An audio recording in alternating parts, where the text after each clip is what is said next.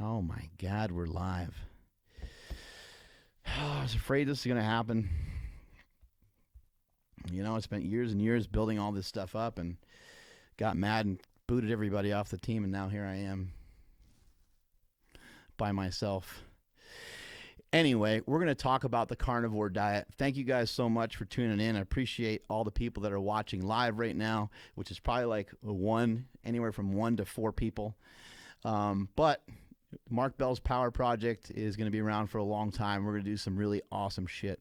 Today's topic, we're going to talk about the war on carbs. We're going to talk about the carnivore diet, and I'm basically just going to kind of walk you guys through how some of this got started, the evolution of the diet. A lot of times a ketogenic style diet will start out one way and will end up completely another way. So the same thing happens with vegetarians when they go from being a vegetarian to being a vegan to all of a sudden being all in and to being meticulous with every little thing that they eat. Over a period of time, you start getting more and more into the diet that you're on. What I really love about the war on carbs is the longer that you do it, the more used to it you get, the more willpower that you build up. It becomes easier to deny yourself of the donuts that Krusty Kevin found in the gym today. It gets easier and easier to, people are like, hey, do you have cravings? Of course I have cravings. It's your job as a human being to steer yourself away from some of these desires. Not all of your desires and all your impulses are healthy for you. You guys know what I'm talking about. You know what I mean. Sex is probably the worst of them all. It can lead you down a path that has you unfaithful and things of that nature. And so a lot of times the things that are going on in our brain when we see something that's sexy or attractive, or we see something that we just think it registers in our brain like, holy shit, man, that's going to taste really good. The second that we start thinking that way, the second that our mind starts drifting that way, what happens next? Next thing we know, we're pigging out on something that we shouldn't be eating. We've talked ourselves out of what we originally planned to do. So let me just kind of back up a bunch here. You guys heard me talk about it many times before. When it comes to a ketogenic style diet, the way that it started for my brother and myself was probably in about 1994. And for some of you, that might be before you were born. 1994 was the start of it. And we had a friend named Ron Fedko. Ron Fedko was a power lifter. And he was a really good power lifter at the time. I think he bench pressed around 550 pounds. He only weighed 220. He would get in tremendous shape. He competed at 220 and 198. He really knew how to manipulate his body weight. What's so interesting about Ron Fedko is, and we will have him on the show. I've talked about him many times before in the past, but we will have Ron Fedko on the show at some point. He was a professor at Stanford. He might still be there at Stanford. I'm not even sure. But Ron had a PhD in applied mathematics and physics, and he would study like nuclear reactions and all these kind of crazy things. He ended up actually winning an Academy Award. The son of a bitch won an Academy Award. He's a power lifter. He's got a PhD, and he was a damn good power lifter. And he won an Academy Award. It's like, how the hell did he do all that? Well, he did it because he was really smart. He was really driven. He was really locked into what he was doing. And he just worked his face off. And he ended up winning that Academy Award for special effects and graphics and things of that nature. I don't know exactly 100% what it was for, but I know that he helped with special effects, and he helped with the movement of water in film and things of that nature. Everything going good over there? We're rolling pretty good.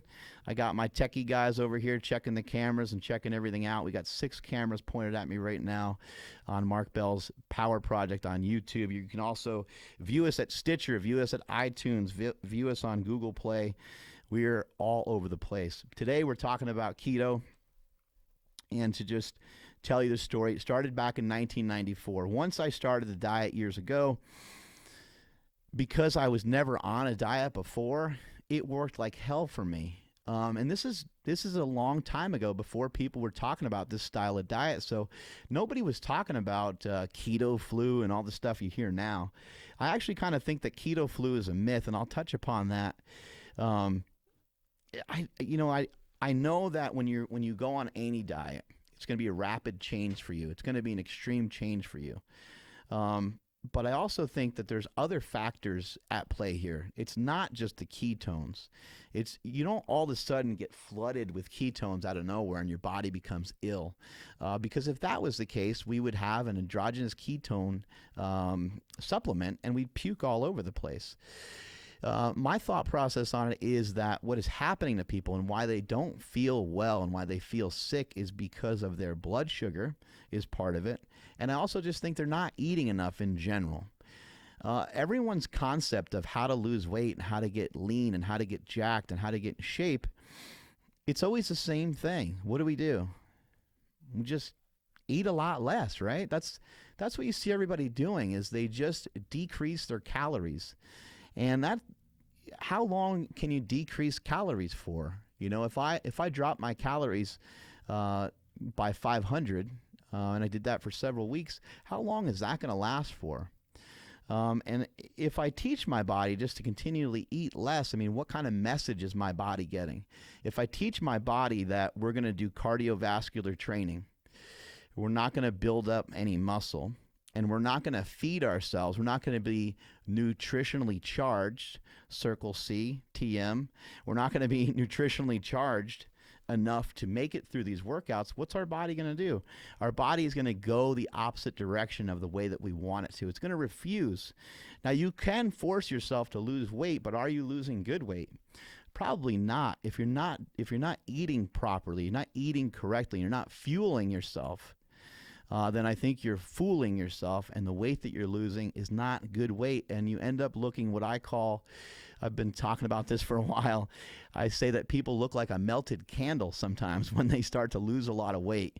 We all have that fat friend who lost like 50 pounds and you really can't tell that they lost weight, but you don't want to say anything to them because it would crush their soul. But all that happened, it just looks like their shoulders are slumping more than usual. They just look smaller. They don't look like they lost weight. They don't look good. And so when it comes to this kind of thing, our strategy can't be just to decrease calories. We need to have other things have to be at play. And I think it's important. What we put into our bodies is very important. And there's some people that will talk about flexible dieting and some of these other things, and those people are successful with some of those diets. But I'm not a fan of those personally. They never worked for me, and that's probably why I'm not a fan of them.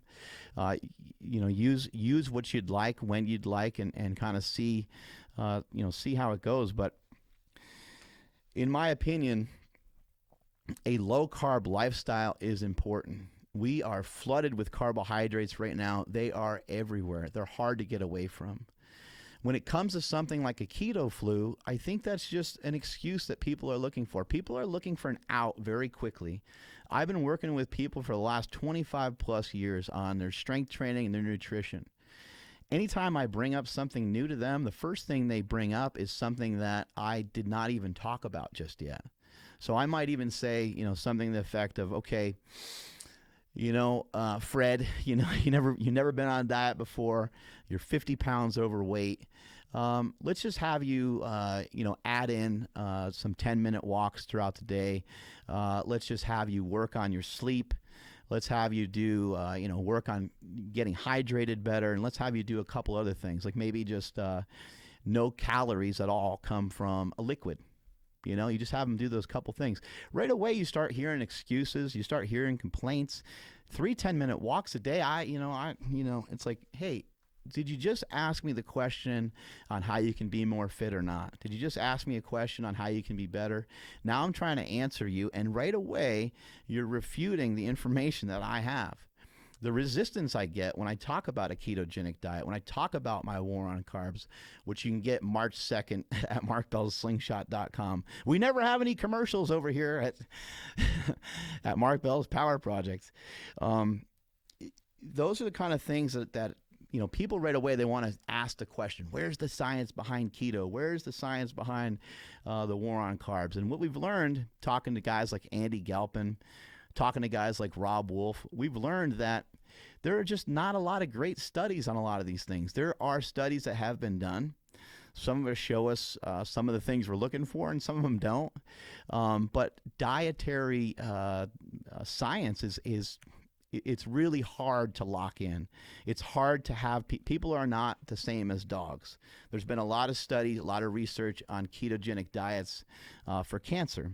And when it comes to a dog and their diet, you just feed them what you want. When it comes to human beings, we are, we have decisions. We have choices as human beings, and we can drive to 7-Eleven and get a hot dog and get a Snickers bar, right? Even when you try to lock people down, there's going to be some people that are cheating on the diet and not following it and stuff. So it makes the science pretty tough. So being somebody that's been on the war on carbs for many, many years, and being somebody that's followed it for a long time, I've always reverted back to it every single time I need to lose weight. And that's why in my book, in the beginning chapter, before the book even really starts, there's an area there for you to sign. You're signing an agreement. You're signing a contract, and you're agreeing to yourself and agreeing to the people around you that you are not going to fart around anymore. You are not going to be like everybody else. You're not going to eat like other people. You're not going to be lazy like other people. You're trying to turn over a new page in your life. You're trying to enter a new chapter in your life. And every time you have the opportunity to do something that you're not supposed to do, you go the complete opposite direction every single time, and you work on building that willpower. And I know I talk about this time and time again, and I have these messages, and you guys sometimes are probably like, I can't take this. I can't see Mark Bell post one more picture of his alarm clock at 4:20 a.m. when he wakes up. I can't see him blending up his coffee or blending up his bone broth one more time. But I'm doing that because I'm showing you guys, hey man, if I was faking that would be a really, really difficult life to try to keep up with. I'm just filming what happens every day. And I'm trying to be proactive with getting the message out there and helping you guys to understand what I feel is the right way to do it. The war on carbs is a dedication to ditching carbohydrates. And I'll just lay some of the diet out right here for you. The gist of it is, and something that I've done for a long time, I don't like vegetables a lot. I just never have. Throw some butter on some, on some broccoli, or throw some butter on some spinach and stuff like that, and it's, I can handle it. Vegetables are important because they have fiber in them, but we've been lied to on how much fiber we need. The government recommendations for how much fiber that we should have in a given day are probably 3 or 4 times the amount that we actually need. And I believe that to be true. I haven't seen any science to show me one way or the other. It's just my belief, my personal experience in helping people with their diets. I think that we've been told that lie because they want to try to sell you on grains. They want you eating their oatmeal. They want you eating our cereals and various things like that. And so I think that's a lie that we've been told. I'll get into the carnivore diet in just a moment for those of you that are asking some questions right now about the carnivore diet. I'm just trying to stick to the progressions that I've been through in my life. So at various times I utilized a ketogenic style diet. The reason why I say ketogenic style is keto is the hot word. And keto, it basically means that your body's producing ketones, and depending on who you go to, they'll say, hey, it'll register this amount of millimeters or whatever. So I've done all that shit before. I've weighed food before. I've kept track of every meal. I've kept track of every time I took a piss. I would pee on the keto sticks and see if I peed purple or whatever it was. I pricked my finger hundreds of times. I've done all these things before. And you know what I found out?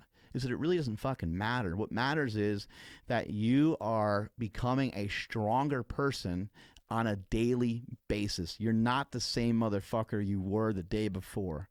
Cowards talk about what they will never do. And I see people time and time again just walking in a fucking circle. They keep cutting corner after corner, corner after corner, and they're doing the same old shit every single day. I feel like I'm fucking trapped in a room at like an AA meeting or something, where you have these people that are falling into these same pitfalls that they did yesterday and the day before that.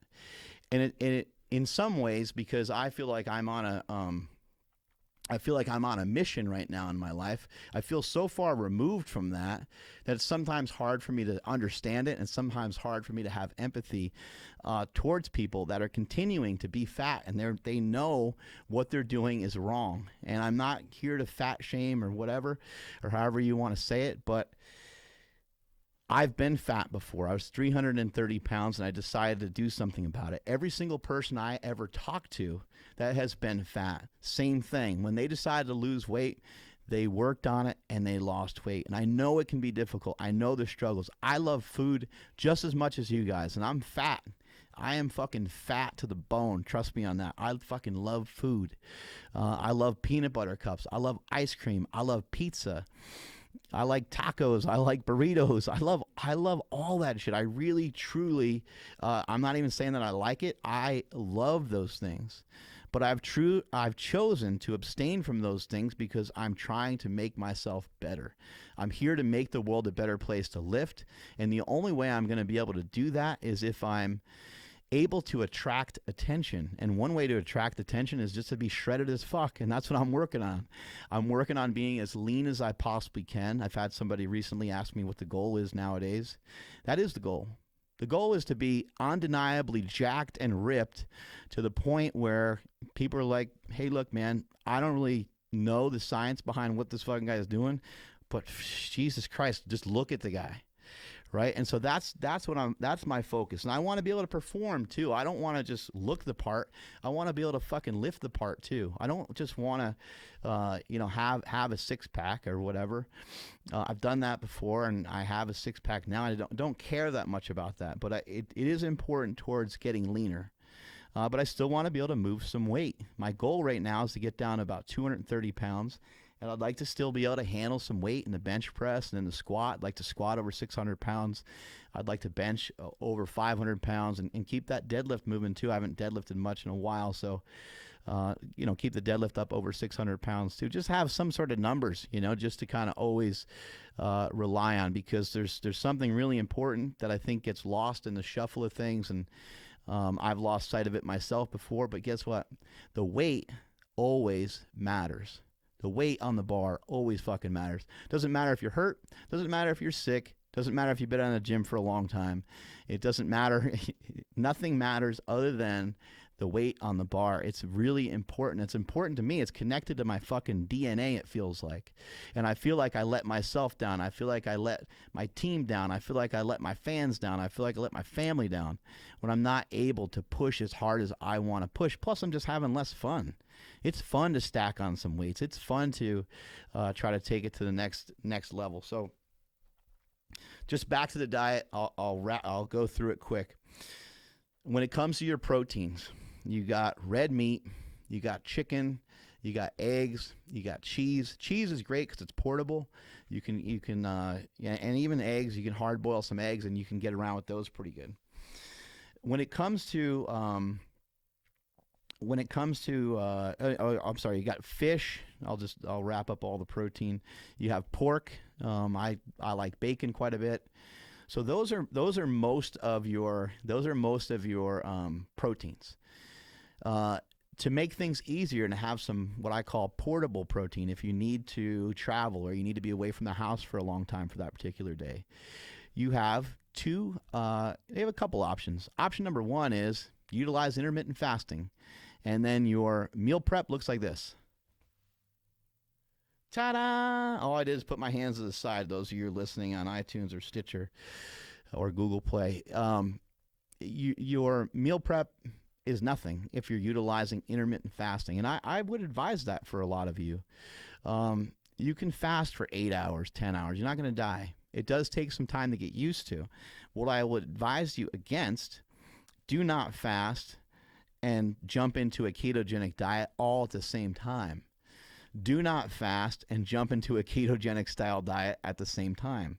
Also, don't decrease your calories all in the same thing. So now we got 3 things that we just fucking did out of nowhere, and you probably weren't training that hard either. And so now we have 4 things to deal with. Now you're going to probably mix in some cardio. Now we have 5 things to try to fight against, and you're going to try to tell me that you got keto flu. You have fucking idiot flu is what you have. You're not paying attention to what's going on, and you're not nutritionally charged, and you don't have enough of what you need to get you through these workouts. So that's the protein sources. Fat sources, we got various oils. We got olive oil. We have coconut oil. I personally like coconut oil. It's good to cook with. It can handle some high heat. Ghee butter is also pretty good to cook with. It doesn't taste as good as regular butter, in my opinion. Butter itself, you can use a lot of butter. Egg yolks is something I've been doing more recently. I've been eating raw egg yolks. I know it sounds disgusting. You guys are like, oh my God, this guy's getting to be so weird. I can't fucking handle it anymore. But raw egg yolks, if there is a superfood on this planet, it's meat, it's liver, it's heart, and it's egg yolks. Egg yolks are chock full of a lot of nutrients. So I've been doing that. Once you heat them, I guess some of that gets damaged, and that's some of the theory behind it. I've heard Dominic D'Agostino. I've heard other people say that they eat the egg yolks and they feed the egg whites to their dogs. Pretty funny, but it kind of gives you a good idea of the thoughts on the value of egg whites. They have a lot of protein in them, but the egg yolk itself has a lot of nutrients and a lot of calories as well.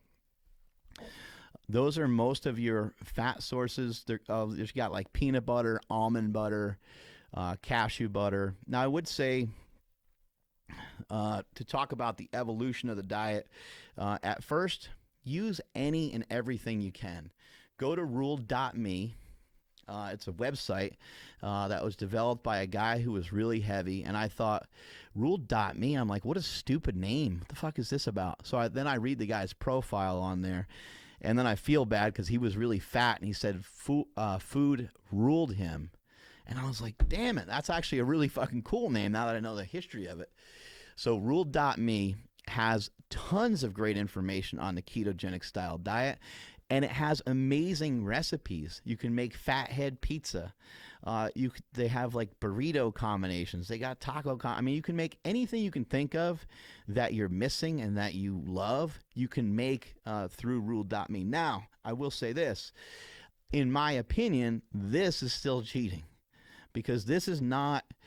When we start to talk about a paleo diet, or we start to talk about a carnivore diet, or we start to talk about the war on carbs, or whatever diet it is, all these things are too artificial to really truly be part of our diet and to really truly be part of our plan. We don't go on a paleo diet to have a paleo bagel, right? We don't go on the war on carbs to enjoy almond flour. Almond flour is not that great for you either. It's not that it's bad for you. It's just not as good for you as the other options that you would have when you eat eggs and steak and various things like that, right? So we try to abstain from these things. These things are not going to help you lose weight. They could possibly be in your way. So we got protein, we got fats, and now we're down to carbohydrates. So when it comes to carbs, we don't eat any. It's a war on carbs. And the war on carbs came to be, me and my brother were sitting down and we were talking, and we got into this discussion about how we were like, you know what, man, like we're wavering. We're back and forth. Like we're not doing great with our diets, you know?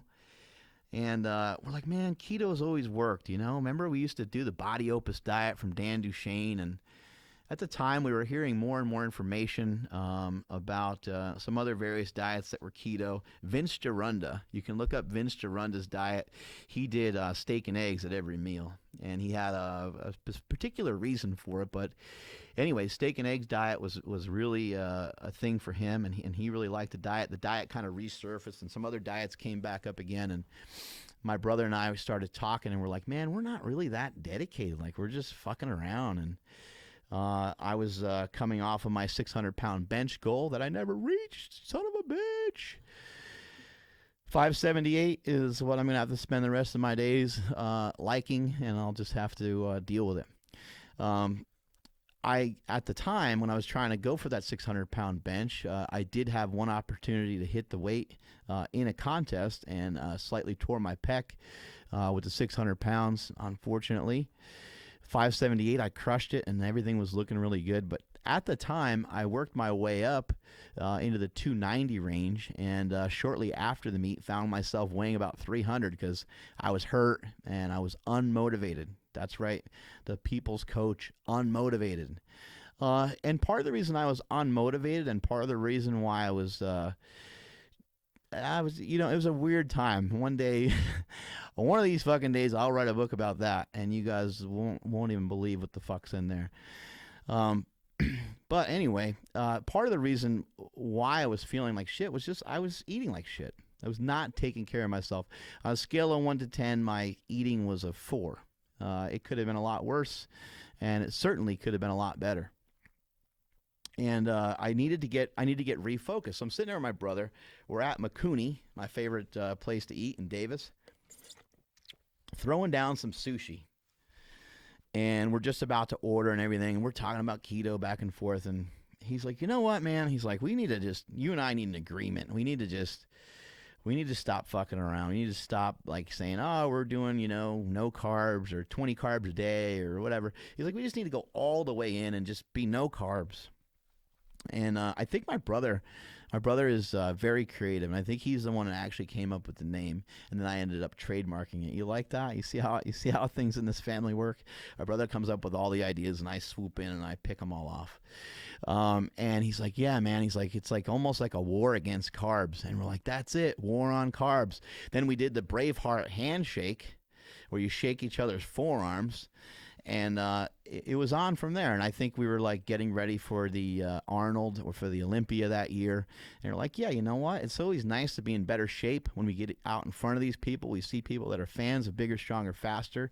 And I don't want to be fat as fuck in front of fans. I want to look good. I want to feel good about myself. You tend to smile a lot more. There's that photo of us shaking hands like that. Those of you watching on the YouTubes. And so that's how the war on carbs came to be. And the actual carbohydrates that are in the diet are slim to none. We don't really eat carbohydrates. There's not anything intentional that we eat that has carbohydrates in it. So, for example, something like milk would be out of the question because it has quite a bit of carbohydrates. Milk actually has more carbs than it does anything else. It has like 7-8 grams of protein, might have 7-8 grams of fat, but it's got like 13 grams of sugar per serving. So that would be out. Yogurt, things of that nature. A lot of things that you wouldn't think about until you went down this rabbit hole. You wouldn't normally think about these things until you were faced with it, until you started reading food labels.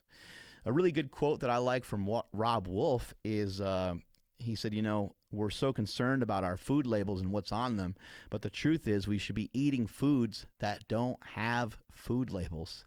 And I thought that was a remarkable comment because I do know that they package your meat at the store and they'll put a food label on it. But I'm mainly just saying that our food shouldn't be processed, shouldn't be packaged, and it shouldn't be, something that has a shelf life of, 3 years or whatever.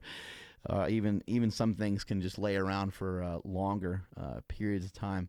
There's just some things that haven't been shared with us throughout our history. Grains and I just heard this the other day, and you don't know what's true. Different things pop up here and there, but cereal is like a waste byproduct from what I've heard. Farmers were just looking for a way to utilize some of the excess stuff that they had, and they started to make cereals, and that's everything always boils down to money. And now we have I've heard also that insects and rodents and things like that, they won't touch cereal because they're like, it's not good enough for them. It certainly shouldn't be good enough for us. So as far as the carbohydrates go, if we're going to eat any carbs at all, we are going to stick with some vegetables. I'm not a huge fan of eating a lot of vegetables, so I've always kept the vegetables really low. What I've noticed from this diet, as I was mentioning before, if you're going to be a total savage and you're going to be all in, we're going to take something like a ruled.me and all the stuff that's on that website, and we're going to consider any of that stuff kind of like a half cheat. You know, how many of those do you want to do? Do you want to do 3 of those a week? Do you want to do 1 every day? If it helps you to continue on your diet, then it's a successful plan, because that's what we need. We don't need you to be so militant and so crazy about your diet that you just don't even come out of your house, and that you're worried about what gum you're chewing and everything. We don't need to jump into all that in the beginning. In the beginning, it's going to be, what we're trying to do is we're trying to remove carbohydrates from our life. We're trying to get rid of carbs for a little while. And we are trying to just see how long we can go without them. And we're trying to have enough fat in our diet and enough food in our diet, supplying ourselves with enough food in a given day to where we don't feel like shit. Now, if you really feel like crap and you really feel like you're up against the wall, then I would advise maybe bringing something with you, something like an apple. And I know an apple, of course, it has fructose, has carbohydrates in it, but an apple is going to have maybe about 20 grams of carbs. And if you're really feeling like crap, and again, if we can stay on the diet and stay on the plan other than that apple, as long as the apple doesn't lead into a Snickers bar and some other things, then we're good to go. If you want to stay on the plan and you need something close by, you need to travel with something, cheese is good, almonds are good, any sort of nuts really would be a good option. And then there's also like meal prep companies. You know, there's a lot of meal prep companies around. You can hit some of those guys up. It can help make your life easier. You might think at first when you look at it, you might think, oh shit, this is really expensive. But I think like an average meal from some of these meal prep companies average out to be cheaper than a meal from Chipotle a lot of times. So it might be something to look into, and maybe it is something you can afford. Maybe you just get like 3 or 4 a week, and it just helps you get through lunch for the day, or helps you get through something while you're at work. So as the diet starts, you start to go deeper and deeper into it, and your willpower becomes stronger, and you start ending up in some different places. And so what has happened to me is we had Dr. Baker come up here, and Dr. Baker is a proponent of the carnivore diet. The carnivore diet is not anything new. It's been around for a long time. There's a website called meatheals.com. I believe it's Heals,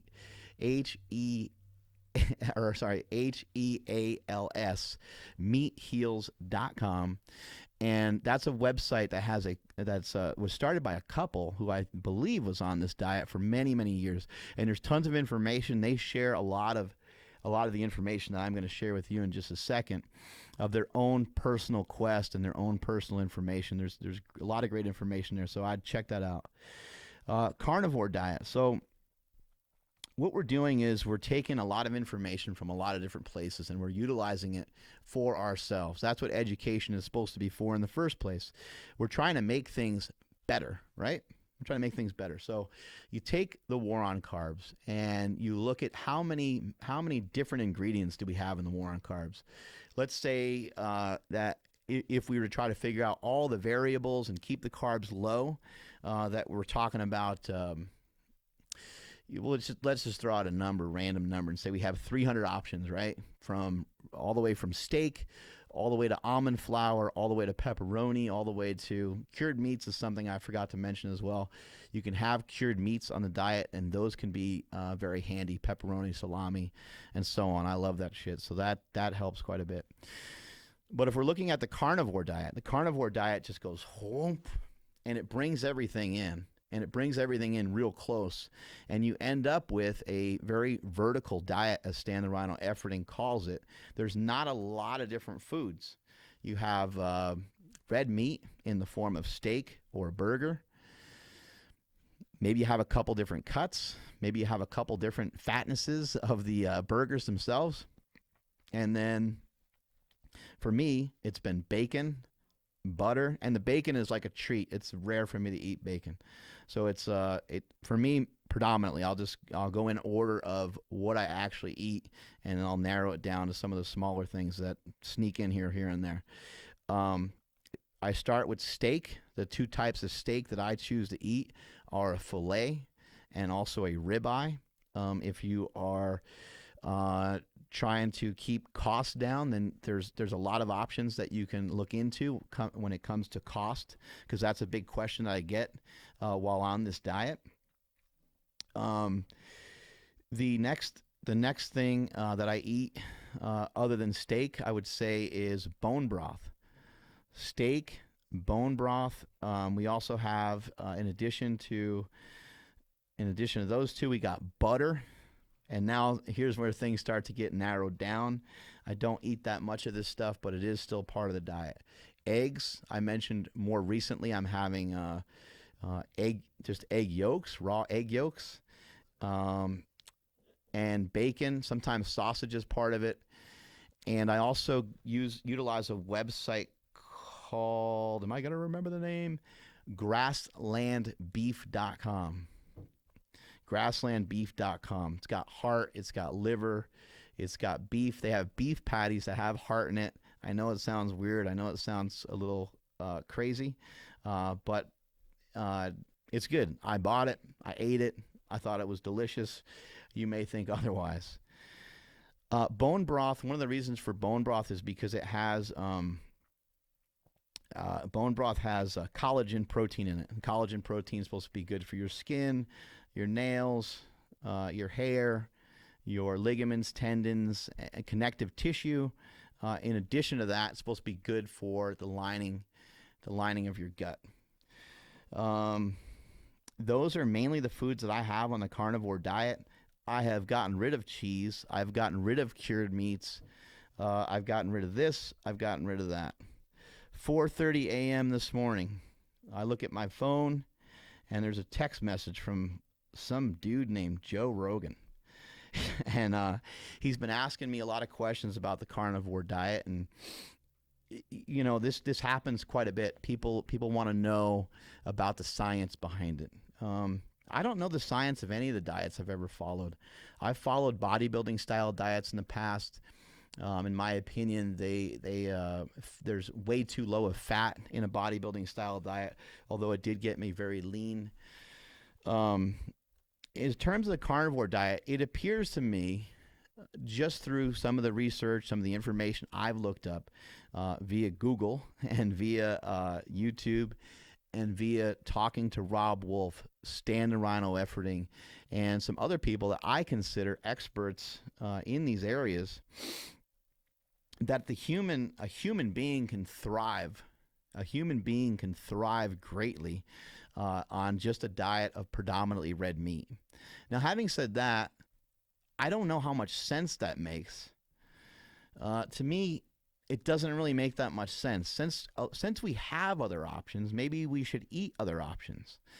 Now, here's the weird part, though. What I've noticed is the more that I stick to just eating red meat, the leaner I get. Like I'm getting very lean. Like I'm getting veins through my legs. I'm getting veins through my stomach. And a lot of things are happening that haven't happened before. I have really good energy. I feel really good. I feel youthful. I feel strong. As a matter of fact, as soon as I switched once I talked to Dr. Baker and I started going into the carnivore diet further, I started to feel better and I started to feel stronger. And when I came into the gym one particular day, I was like, you know what? I was like, this feels really, really good. I think I can bench over 500 pounds at 230 doing this diet. Right now I'm still in the 240-ish range. Lowest I've been is 236. Still working on bringing that weight down. The goal is to be under 235 for the Arnold Classic and try to remain there. I want to get down to about 230 in case any of you care about any of my goals. Can't always be about you guys all the time.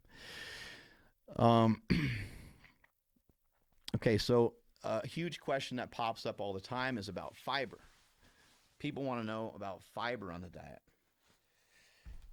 I think that fiber has been kind of overdone, and I mentioned that a little bit earlier today, but I don't think we need nearly as much fiber as we used to think. Now, for some reason, maybe I'm just a poop machine. You know, this is home of the poop stories over here, but I don't have any problems with any of that. Now, something else to consider. I get people tell me all the time, they're like, hey man, I tried your diet. This is what you guys sound like, by the way. hey man, I tried your diet and I haven't taken a shit in a couple days. Here's what happens with that.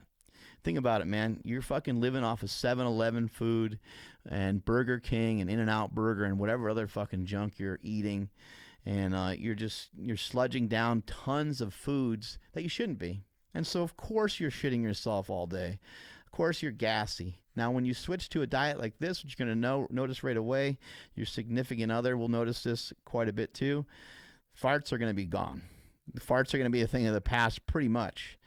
Unless you really have a hard time digesting meat, which occasionally happens to people sometimes. But as soon as we get, because we're not having anything. When you're on a carnivore diet, you ain't allowed to have nothing. It's the only condiment that you can use, even if you want to call it that. I guess it's more of a spice or something. I don't even know. Pepper and salt, pretty much. So I don't even use garlic. I don't use any of that shit. Those are your only options. And so those things, for whatever reason, at least for me, in my experience, my brother's experience as well, that has been working really well for me. I feel really good. It's not hurting my stomach. And again, the more that I've stuck to just eating meat, the leaner I've gotten. Another question that pops up quite a bit is, so in terms of the fiber, I don't think I'm missing out on anything because I'm going to the bathroom regularly and everything feels good. You're going to notice that you go to the bathroom less, though, when you start to switch over to a diet where you eat better. You could, if you wanted to try the carnivore diet and you were kind of like, I don't know how safe that is, just have a fucking serving of spinach every day too. Just throw it in there. It's not going to, spinach, I'm not here to try to promote or to tell you that vegetables are bad for you. I think that's actually a really shitty thing that we've developed in this country, is to try to tell people stuff that's good for them. We're trying to tell them that it's bad for them. You know, they've even gone as, this is how fat our fucking country is. We've gone so far as to study the negative side effects of cardiovascular training. And people are like, oh, it rips off muscle, man. You can't do that. It's just asinine. Man, if you want to do some cardio, go ahead and do some cardio and just realize that it may not be the most efficient thing. You might, sprints or something like that might be more beneficial. There might be a better way to spend your time. But, you know, the 10-minute walks and all the different stuff that I'm doing, it's really had a tremendous impact on me. And it's really helping me a lot. People will also, they've done the same thing with stretching. You know, maybe my life would be a lot different. Maybe I'd be a lot more comfortable. Maybe I wouldn't be as banged up and as fucked up as I am if I didn't, hear at a young age that when you're in a power sport, you're not supposed to stretch. I mean, let's just face it. I didn't stretch just because I'm fucking lazy and I didn't want to stretch. I'd rather lift. It's more fun.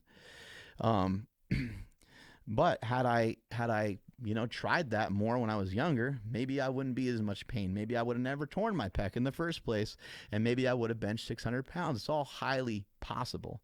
And that's what I'd like you guys to do. I'd like you guys to think, before you go and just read one article from Lane Norton on bodybuilding.com and get all excited that you know shit, and you start throwing stones at other people that are trying other things.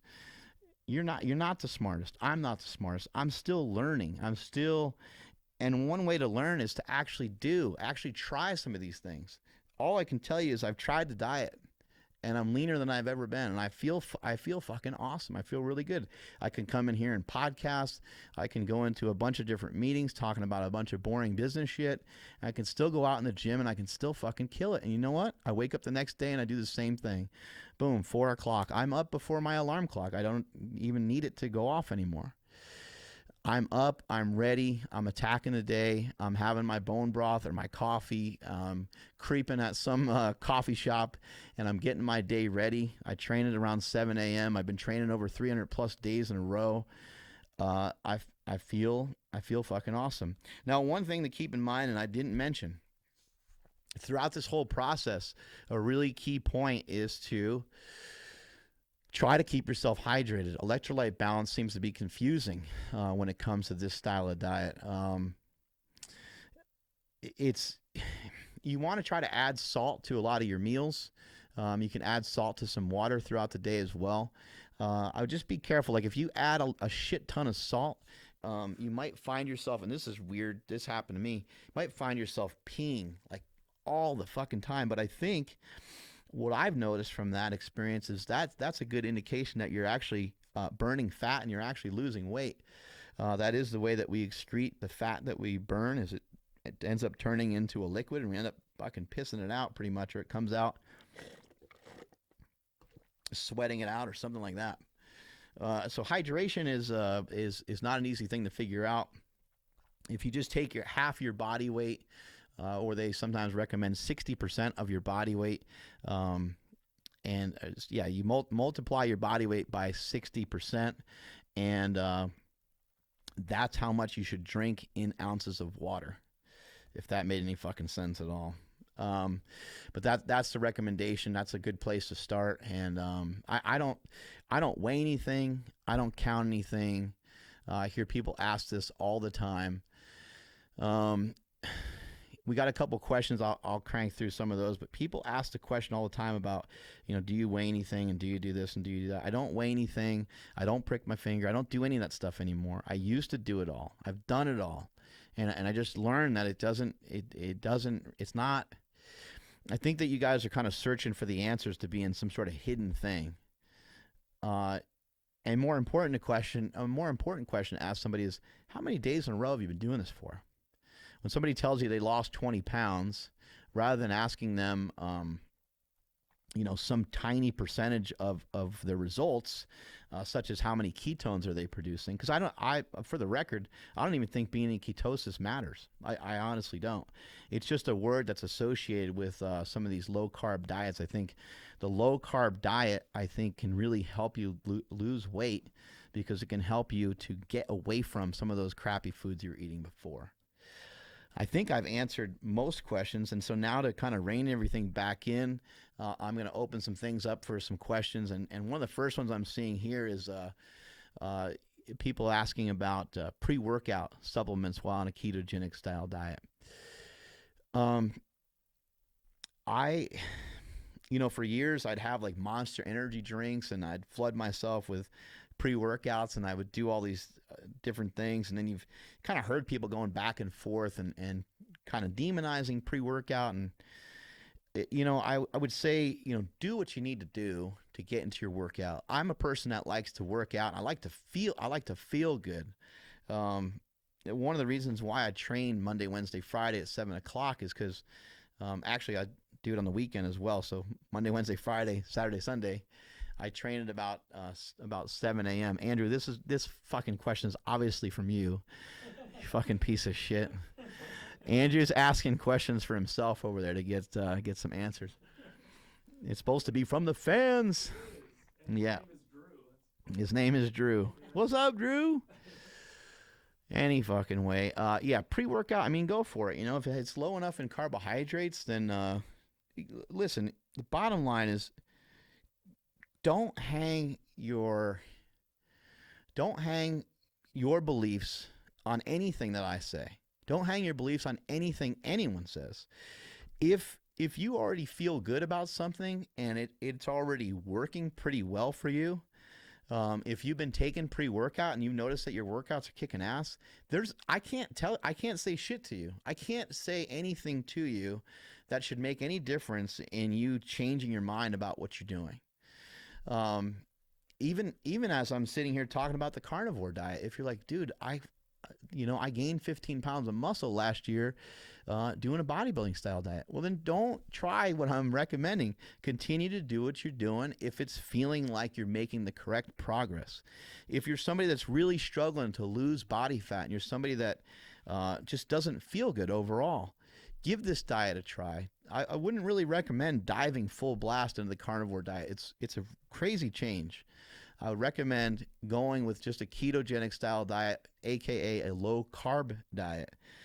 Even in your attempt to do a low carb diet, the War on Carbs, the book itself suggests that we try to go as many days in a row, keeping the carbohydrates really low.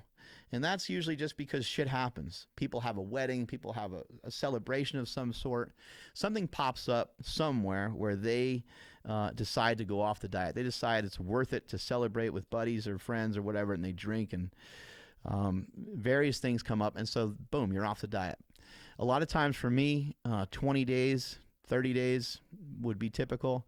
and I'd end up with a cheat meal. I'd end up with a pizza. I'd end up with some ice cream. It wasn't because I was going crazy or anything. It was just I tried to keep it my own choice. I tried to keep it to where it wasn't, because we can celebrate anything. We can celebrate every 2 or 3 days, right? Hey, it's fucking Tuesday. Hey, it's this day, it's that day. And we can just get all fired up and excited and start celebrating shit that we shouldn't be celebrating. So just be a little cautious with that and realize that that break in momentum can really slow you down, and it can really throw you off. And so, try to stick to the plan as long as you can. You can also do some stuff too, like if you just if you feel like just eating something, as long as that pulse doesn't hit you all the time, then maybe you can find in CrossFit, I know everyone hates CrossFit, but I like the word CrossFit. They try to find a way to scale something. So again, with that website rule.me, if you feel like having a pizza, maybe rather than having real pizza, maybe you make yourself a fathead pizza, so you're still at least staying on the plan and your carbs are low enough. Or another option is maybe you just have a slice or two of pizza. Maybe you go into a pizza place, you have 1 or 2 slices, and then when you leave there, you're not bringing anything home with you. I sometimes do that at the movie theater. I love eating, and I love eating while I watch a movie. Who doesn't love that? One of my favorite things in the world is a fucking pretzel. Go figure, right? It's pretty plain, pretty simple. I love pretzels. So a lot of times when I go to a movie, I'll eat a pretzel. I also love the Icon popcorn, and any of you guys listening that has ever had that shit's like crack. And I'll sometimes sneak that into the movie theater. Speaking of being fat, by the way, because that's what this is always about, I snuck an entire box of pizza under my jacket. I probably looked like I had a fucking, well, it's not even funny to joke around, but it probably looked like I had a shotgun or something underneath my jacket going into that movie theater, because I had an entire, my son was like, he's just like purple. He was just beet red. He's like, Dad, you're so fat. I can't believe you have a box of pizza in your jacket. Literally a box of pizza. And it wasn't small, it was a large. Anyway, and that was magnificent, by the way, to eat a fucking pizza during the movie. We got a bunch of other questions to get to. One question was about herniated disc. So when it comes to injury, really important thing to listen to. People always say listen to your body, and you never know what the hell that really means. So in this case, when you're hurt, I would use a level of 3 as an indicator that something hurts too bad. So if you're doing any sort of exercise and you have a herniated disc, or the herniated disc doesn't really matter. I know that sounds insane, but if you went to get an MRI, like your back's hurt for 5 years, you went and you got an MRI, and now the doctor confirms what you already knew, that your back fucking hurt. So this news of a herniated disc doesn't really matter, and it's not really news because you know that your back's already fucked up. So while you're training, it's important to understand the herniation of the disc, or the medical term for it, doesn't really matter. What matters is you work on getting yourself to feel better. Let's not forget, that's what diet and exercise is supposed to do for us. And that is why I tell people all the fucking time, when you go on a diet, you don't just restrict calories, because we're trying to make ourselves feel better. When you go in the gym, you don't just train as heavy as possible all the time, because we're trying to make ourselves feel better. Trying to feel better and be better from the day before. So anything that hurts on a level of 3 or more is out. It's fucking gone. And if you're like, I can't do this, you find yourself saying, I can't do that. Well, what can you do? Well, I can chop that T off of that word, and you have can, right? Just get rid of that shit. What can you do? I don't give a fuck about what you can't do. There's a lot of shit that I can't do. So focus in on the things that you can do. While your back is hurt, it might be a good idea to focus in on some single leg stuff, some lunges, some step ups, and also the word can't is it's a powerful word. And when you say that you can't do something, can you actually not do it at all? Or does your back just kind of hurt and you're not sure that you might need to use a lot less weight while doing it? And that could be the case. A lot of times that is the case. My brother's been up here many times at Super Training Gym. He lives in Los Angeles. He comes up and he's full of can'ts every single time, and I show him every single time that he can. Occasionally, there's some things that he has trouble doing, but he can usually do them with a lighter weight, or sometimes he's even done some of these things with no weight. He told me last time he was up here he couldn't do a lunge. He said he couldn't do an overhead press. He's got 2 fake hips and he's got a bad shoulder. I showed him very quickly that he could, and he was off and doing lunges just like everybody else. The overhead press, guess how much weight he used? He used the weight of his own arm, and he was just moving his arm in whatever direction he can. So if you're saying that you can't squat or deadlift because you have a herniated disc, I would say that you can't squat or deadlift because you're being a pussy. You can do those movements. You just might have to just use the bar. You might just have to use, there's so many options, you can use a band. You can put a band around the back of your neck and do a banded good morning. You can YouTube that. You can look it up, and you can find exercise that you can do. I would say that it is important. Strength is never weakness, right? Am I correct? Everybody following along? We're on page fucking 43 here. Strength is never a weakness, so make your back stronger so you stop being in pain. How do you handle post-workout meals when fasting? Yeah, so when fasting, we just bro science, and we just stay true to the fast. Fasting can be kind of a tricky thing. It's going to be it's going to be something that you're going to have to learn on your own. You're going to have to mess with it yourself, and it's going to take some time for you to get that one down. But in the case of fasting, you just wouldn't eat. Now, guys, again, pay attention to how you feel. If you get done with a workout and you feel sick, or you feel like you're going to hit the ground, or you got to eat something, even if you had a plan to fast, it's like, okay, the first time you fast, you went to eat, you went to do something, and you feel like you're going to pass out. Well, then something is not really correct. In my opinion, that passing out feeling has to do with getting used to your blood sugar being low. Your blood sugar should not be so low to where you're feeling stuff like that, though. You have to really pay attention to where did you come from? What were you doing before? What are you doing now? The only way that you're ever going to be prepared for anything is to prepare yourself for each thing that you're about to do. You can't just jump into stuff. If you've done stuff before, then you might be able to jump in. I don't think I've shared this before, but when I first started boxing a few months ago, I was boxing at 6 a.m. and it was kicking the shit out of me. Out of nowhere, I was doing all these body weight exercises. I was doing a lot of boxing. I was doing a lot of drills. We're doing burpees, and we have so many things going on with our business. We have so many other things going on right now. And she's like, you got to pull yourself out of it. So I had to pull myself out of it. Sometimes you're going to be hit with some resistance that you have no control over.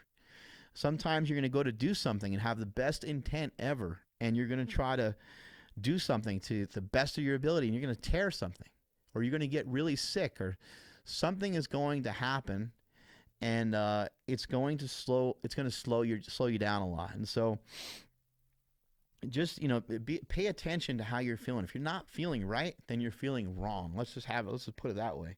Let's just keep it that fucking simple. Is there any other questions, ladies and gentlemen? We're wrapped up in those terms. I think I nailed just about everything. The War on Carbs book and the Slingshot Push-Up come out March 2nd on markbellslingshot.com. I want to thank Mariel Tagg for helping me with the book. Mariel has been working for Slingshot for quite some time now. She's been part of Super Training Gym. She comes in and trains with the team. She's also been, she pretty much just by herself runs Power Magazine. And yes, Power Magazine still exists, you motherfuckers. And she does a great job of it. And, we're always looking for contributors to Power Magazine. So if you feel you have something to say that's of importance in terms of powerlifting, we're always looking for suggestions on, who to put on the cover. It's really hard right now to pay attention to. There's so many strong lifters out there right now. It's kind of hard to figure out who deserves a cover shot and those things. We've had everybody on the cover. We've had the thing for 4 damn years or so. Anyway, so that's a lot of my experience with the Carnivore Diet. In terms of the science for it and where to find it, I think there's some websites you can bounce around. You can look at some of those things. I mentioned meatheals.com. You want to check that out. And also check out Dr. Baker. I want to say his first name is Steven. Is that correct? His first name is Sean. So check out Sean Baker. He's on Instagram. He's on Twitter. There's a lot of information from him. He was on Joe Rogan's show. I had him on my show here. And tremendous amounts of information. Have we aired that show yet? No. We have not aired that show yet, but we will air it very soon. Anything else? If I can take her in for a landing? I'm having fun, man. I feel like just talking forever. You know what? The other day I was watching. I'm just gonna keep going. That works. Yeah. The other day I was watching TV, and there's every once in a while a movie will come on that you just have to keep on. You can't. It's almost like you would be breaking a law if you change the channel. And my wife and I have a few of them. Obviously, like any of the Rockies pop up, you got to leave those on. Even if it's Rocky 5, you got to just leave it on. And The Fugitive is another movie like that. I've probably seen The Fugitive about 4,000 times. It's just on all the time. Tombstone, Braveheart, just to name a few. And oh man, we were just we were laughing so hard. And my son started to watch it with us too. Coming to America with Eddie Murphy. Oh my God. So in our gym at Super Training Gym, we have my boy Nsima, aka the Natty Professor, and he's Nigerian. And so as soon as I saw that pop up, I sent him the clip where Eddie Murphy goes out on the balcony. And he's like, I forget what he's yelling. He's just he's like yelling how much he loves it. He's like, I love this place. I love New York or whatever. And a guy yells, fuck you. He yells, shut the fuck up. Fuck you, over and over again. And he goes, yes, fuck you too. That's just so good. And then, of course, the barbershop scenes, like how Eddie Murphy never won an Academy Award is beyond me. Like, I know comedy is not even usually like recognized, but god damn, that guy is fucking talented. That's a great movie. Him and Arsenio Hall. When Arsenio Hall's dressed up like a chick, and he says, I'm gonna tear you apart and your friend too, and they spit the drink out. That is just fucking hilarious. That's some really good stuff. And the barbershop scenes. He kicked Joe Louis's ass. I love that shit, man. Rocky Marciano. There they go again, pulling a white man out their ass. Every time I talk about boxing, a white man's got to pull Rocky Marciano out the ass. Anyway, I'm not going to do any of those impersonations any sort of justice, but I was just thinking about what a fucking great flick that was. And, you know, some of those movies from that time frame, we're pulling up some pictures of it now. It's just so funny. Some of those movies from that time, you know, kind of just had a certain feel to them. And I feel that a lot of stuff that we see nowadays has kind of lost some of that. However, I think that the show Stranger Things, I think, kind of brings you back to that time frame. And I know that because the movie is kind of like set in the 80s, but I think that's a good combination of like, it's just somebody who's super creative, but it kind of reminds me of like Back to the Future, type of movie. What's that? Like Spielberg type. Yeah, it's kind of like, it's kind of Spielberg-y, maybe even almost like Stephen King-esque. It's somewhere in that mode, but I love watching that show. Anyway, I'm going to shut the fuck up. Strength is never a weakness. Weakness is never a strength. Hope you guys learned a lot about the carnivore diet. Make sure you check us out on iTunes, Stitcher, Google Play. Make sure you subscribe to the YouTube channel. Check out all the shit that we're doing. Strength is never weakness. Weakness is never strength. Bye!